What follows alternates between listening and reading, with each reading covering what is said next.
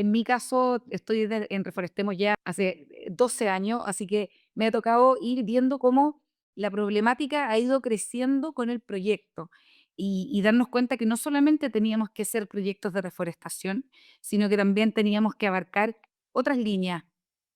tan importantes como la educación ambiental, la prevención de incendios, la viverización. Chile tiene un problema importante de abastecimiento de plantas nativas,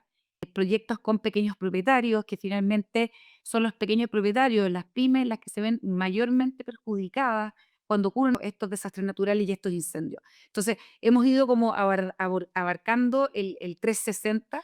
para poder realmente luchar y generar un verdadero cambio respecto a nuestros bosques y nuestros recursos naturales.